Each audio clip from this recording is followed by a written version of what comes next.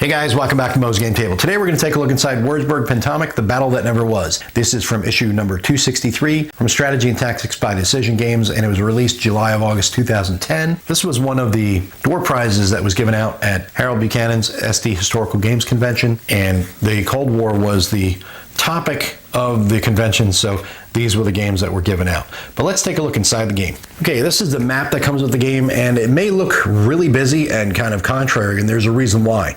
It's because, if you haven't already noticed, Wurzburg Pentomic is on the map on the right, and Kabul 79 is the map on the left. There are two different games.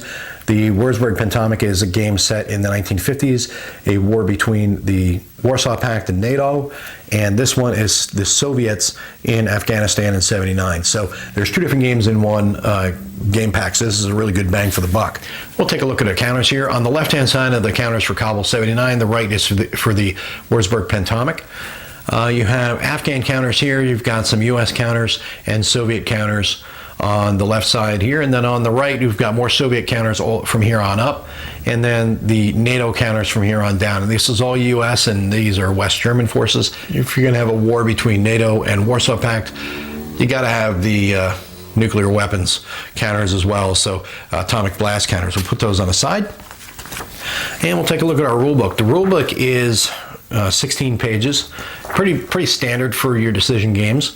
We'll read here what the game's all about. It says, Cold War Battles 2 presents an operational simulation of campaigns that were fought or that could have been fought during that long period of military history, 1946 to 1989.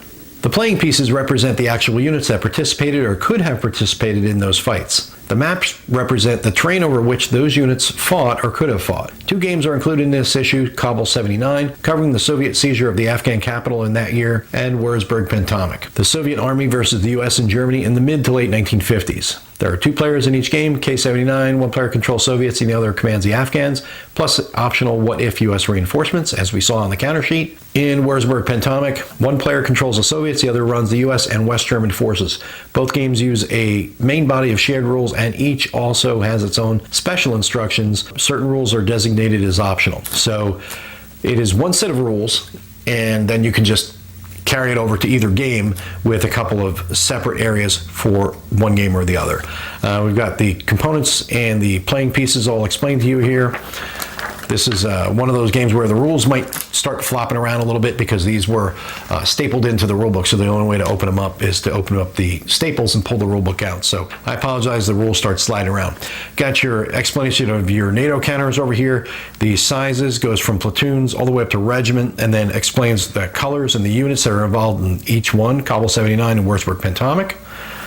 Your parts inventory, and then your sequence of play starts on page 2, and it walks through the entire sequence of play. Random events, and there's a random events table there for you. Reinforcements, and we've got movement and stacking, your zones of control and their effects, adjacent combat procedure, restrictions and requirements, zero combat factor units, multi-unit and multi-hex combat, diversionary attacks, combat strength unity, stacking in combat, attacking, defending in hex, terrain effects on combat, hex side effects on combat, and CRT choices, explanation of the CRT results. And over here you've got ranged bombardment combat, different types of bombardment. There's bombardment procedure, close support, adjacent attacks, FPF and its restrictions, as well as artillery unit defending and terrain effects on bombardment. And then we've got suppression, air power, air mobility, air mobile evacuation, and advance after combat, untried units, victory conditions. And this is where you get into the separate, it goes up to page 9, and then you get into your separate sections for each game. You've got Wurzburg Pentomic, special rules, then you have your Kabul setup and special rules on page 11, and that carries all the way through to page 13, and then on 14 you've got some optional rules. You can have atomic weapons tables down here to explain the effects of atomic weapons. Then you have Davy Crockett's, EMPs, paratrooper operations, recon, screening, and special forces, guerrillas, optional Wurzburg Pentomic units, and optional K-79 units. And then you have your mobile combat results table down here as well.